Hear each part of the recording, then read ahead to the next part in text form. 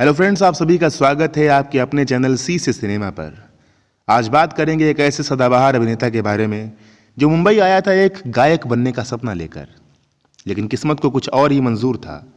शुरुआत में उन्हें नौकरी करनी पड़ी मिलिट्री सेंसर ऑफिस में एक क्लर्क के रूप में, और बाद में दुनिया ने उन्हें जाना सदाबहार रोमांटिक देवानंद के नाम से। हाय फ्रेंड्स, मैं हूं प्रिंस और आप देख रहे हैं सी से सिनेमा।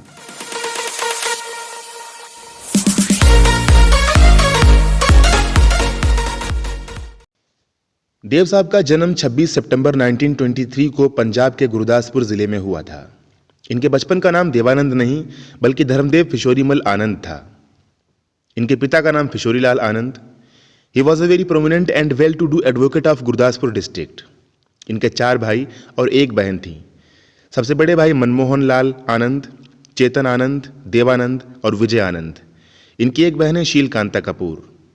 हिंदी सिनेमा के मशहूर फिल्म निर्देशक शेखर कपूर शीलकांता कपूर के ही बेटे हैं। इनके सबसे बड़े भाई मनमोहन आनंद, उन्होंने अपने पिता के प्रोफेशन को आगे फॉलो किया और वो भी एक मशहूर एडवोकेट हुए। उसके बाद चेतन आनंद फिल्मों में काम करते थे और इंडियन पीपल थिएटर एसोसिएशन से भी जुड़े हुए थे। देवानंद और विजय आनंद ने भी फिल्मों की तरफ ही रुख किया था। इनकी शुरुआती पढ़ाई लिखाई की बात की जाए तो इन्होंने मैट्रिकुलेशन तक की अपनी पढ़ाई सेक्रेड हार्ट स्कूल से की थी। उसके बाद आगे की पढ़ाई करने के लिए ये गवर्नमेंट स्कूल ऑफ धर्मशाला, जो कि हिमाचल प्रदेश में है, वहाँ चले गए थे। और ग्रेजुएशन करने के लिए इन्होंने गवर्नमेंट स्कूल ऑफ लाहौर को चुना था। वहाँ से इन्होंने अंग्रेज़ी में अपना बीए पूरा किया और उसको करने के बाद इनके ऊपर प्रेशर था काम करने का, जॉब ढूंढने का। इन्होंने अपने भाई का रास्ता अपनाया और ये भी मुंबई चले आए। मुंबई आकर इन्होंने इंडियन पीपल थिएटर एसोसिएशन से जुड़ गए और अपने भाई के साथ थिएटर करने लगे और साथ ही साथ एक कंपनी में नौकरी भी कर ली थी। 40 के दशक के अंत में देवानंद मुंबई आ गए थे और अपने भाई के साथ रहते थे, चेतन आनंद के साथ। इंडियन पीपल थिएटर एसोसिएशन के साथ जुड़ चुके थे और अपना गुजारा करने के लिए नौकरी करते थे मिलिट्री सेंसर ऑफिस में एज ए क्लर्क। वहाँ पर इनका काम होता था आर्मी ऑफिसर्स की चिट्ठियों को उनकी फैमिली तक पहुँचाना और उनकी फैमिली की चिट्ठी को आर्मी ऑफिसर्स तक पहुँचाना। इस काम के लिए शुरुआत में इन्हें 65 रुपये दिए जाते थे मासिक वेतन, और उसके बाद 85 रुपये हो गए। देवानंद ने 1 साल तक उस कंपनी में काम किया। अक्सर इनका प्रभात फिल्म स्टूडियो में आना जाना लगा रहता था क्योंकि अपने भाई के साथ ही अक्सर जुड़े रहते थे। वहाँ पर एक बार बाबूराव पाई, जो प्रभात फिल्म स्टूडियो के मालिक थे, उनकी नज़र देवानंद पर पड़ी और उनको इनकी स्माइल इतनी ज़्यादा पसंद आई। उन्होंने इनसे पूछा, एक्टर बनोगे? देवानंद तो पहले से ही तैयार थे। उन्होंने हामी भर दी और फिर प्रभात फिल्म स्टूडियो की फिल्म आई हम एक हैं, जो हिंदू मुस्लिम की एकता पर आधारित थी। देवानंद की एज ए लीड हीरो वो पहली फिल्म थी। इस फिल्म में इनके अपोजिट थी उस समय की मशहूर एक्ट्रेस कमला कोटनीस। हालांकि ये फिल्म फ्लॉप हो गई तो इस फिल्म से देवानंद को कोई पहचान तो नहीं मिली, लेकिन इस फिल्म के बाद जब इसकी शूटिंग हो रही थी तब इनकी मुलाकात हुई थी गुरुदत्त से, और आगे चलकर गुरुदत्त और देवानंद की जोड़ी ने कई सुपरहिट फिल्मों में काम किया। देवानंद से जब पूछा गया था कि आप एक्टर क्यों बनना चाहते थे, तो इन्होंने कहा था मैं सिंगर बनना चाहता था, लेकिन अशोक कुमार की फिल्म अछूत कन्या को देखने के बाद मैं उनकी एक्टिंग से इतना ज़्यादा इंस्पायर हो गया कि मुझे भी एक्टिंग करने का शौक लग गया, और वहाँ से देवानंद ने सिंगिंग को छोड़कर एक्टिंग को अपना रास्ता चुना। हम एक हैं फिल्म की शूटिंग करते वक्त इनकी मुलाकात हुई थी गुरुदत्त से प्रभात फिल्म स्टूडियो में। वहाँ पर इन दोनों की दोस्ती इतनी गाढ़ी हो गई थी, इन दोनों ने आपस में एक समझौता किया कि हम लोगों में से जो भी पहले स्टैब्लिश हो रहेगा वो दूसरे को स्टैब्लिश होने में हेल्प करेगा। यानी अगर देवानंद पहले एक्टर बनते हैं तो वो गुरुदत्त को फिल्म डायरेक्ट करने का मौका देंगे, और अगर गुरुदत्त पहले डायरेक्टर बन जाते हैं तो वो देवानंद को एज ए हीरो लॉन्च करेंगे।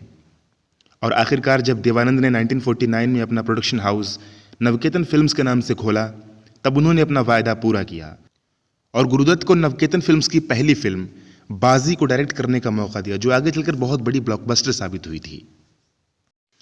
देवानंद के शुरुआती कैरियर में बहुत ही महत्वपूर्ण फिल्म थी बॉम्बे टॉकीज के बैनर तले बनी फिल्म जिद्दी। ये पहली फिल्म थी जिसने देवानंद को स्टारडम दिया, और देवानंद के साथ साथ कामिनी कौशल और प्राण जैसे एक महत्वपूर्ण अभिनेता को हिंदी सिनेमा में जगह बनाने दी। जिद्दी फिल्म से ही कामिनी कौशल स्टैब्लिश हुई थी, और इसी फिल्म में लता मंगेशकर और किशोर कुमार ने पहली बार ये कौन आया रे गाना ड्यूट सॉन्ग गाया था। इनकी पर्सनल लाइफ की बात करें तो देव साहब के शुरुआती करियर में इनकी अधिकतर फिल्मों की हीरोइन सुरैया होती थी, जिनके साथ इन्होंने शेर, नीली, दो सितारे, विद्या, जीत, अफसर और सनम जैसी 7 फिल्में की। फिल्म विद्या की शूटिंग के टाइम पर एक गाना था और उस गाने की शूटिंग करते समय ये दोनों एक दूसरे से प्यार करने लगे थे। देव साहब ने सुरैया को प्रपोज भी किया था, लेकिन सुरैया की दादी माँ इनकी शादी नहीं होने देना चाहती थी, क्योंकि देव साहब हिंदू थे और सुरैया मुसलमान थी। और धीरे धीरे सुरैया की दादी ने उनको देव साहब के साथ काम करने पर भी मना ही लगा दी। इनकी आखिरी फिल्म थी विद्या, जो इन्होंने सुरैया के साथ शूट की थी। कुछ समय बाद देवानंद की शादी अपने ज़माने की मशहूर अभिनेत्री कल्पना कार्तिक से हुई थी। कल्पना कार्तिक एक बहुत ही अच्छी अभिनेत्री थी और उन्होंने देवानंद के साथ भी कुछ फिल्मों में काम किया था, जैसे बाजी, 9-2-11, टैक्सी ड्राइवर जैसी तमाम फिल्में। उस शादी से इन्हें 2 बच्चे हुए, बेटा सुनील आनंद और एक बेटी। देवानंद की कुछ खास फिल्मों की बात करें तो उनमें अव्वल नंबर, चार्जशीट, जाल, पॉकेटमार, मुनीम जी, फंटूश, पेइंग गेस्ट, काला पानी, मंजिल, जब प्यार किसी से होता है, हम दोनों, तेरे घर के सामने, गाइड, प्रेम पुजारी, जॉनी मेरा नाम, हरे राम हरे कृष्णा, बनारसी बाबू, हीरा पन्ना, वारंट, देश परदेश, लूटमार, स्वामी दादा, हम नौजवान और लश्कर जैसी कुछ प्रमुख फिल्में हैं। देव साहब का स्टारडम और उनकी पॉपुलैरिटी कुछ अलग ही लेवल की थी।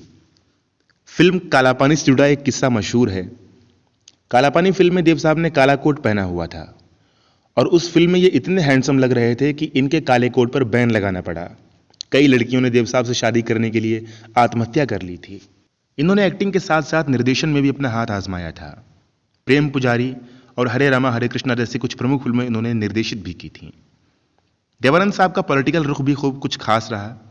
1975 में जब इंदिरा गांधी ने इमरजेंसी इंप्लीमेंट कर दी थी, उस समय देवानंद ने कुछ फिल्म पर्सनालिटीज़ को एकत्रित करके उस इमरजेंसी का विरोध किया था और आगे चलकर इन्होंने नेशनल पार्टी ऑफ इंडिया के नाम से एक पार्टी भी बनाई थी। हिंदी सिनेमा में इनके कंट्रीब्यूशन को देखते हुए भारत सरकार ने इन्हें 2001 में पद्म भूषण से सम्मानित किया था। इनको 2 बार Filmfare award for best actors से नवाजा गया, जो पहले काला पानी के लिए और दूसरी बार गाइड के लिए मिला था। 2002 में इनको हिंदी सिनेमा का सबसे बड़ा पुरस्कार दारा साहब फाल्के से नवाजा गया था। 1993 में देवानंद को Filmfare award lifetime achievement से नवाजा गया था। हिंदी सिनेमा में अपनी image as a romantic star establish करने वाले देवानंद, बेमिसाल एक्सप्रेशंस और वेरिएशंस के साथ डायलॉग बोलने वाले, अपनी एक अलग इमेज बनाने वाले देवानंद 3 दिसंबर 2011 को कार्डियक अरेस्ट आने से लंदन में इनकी मौत हो गई और यह हमेशा हमेशा के लिए हमसे दूर चले गए। देवानंद को इनके अमूल्य योगदान के लिए हिंदी सिनेमा में हमेशा याद किया जाएगा। तो दोस्तों, जल्दी ही मिलते हैं किसी नई कहानी के साथ, नई स्टोरी के साथ। तब तक आप देखते रहिए हमारा चैनल सी से सिनेमा। Thank you.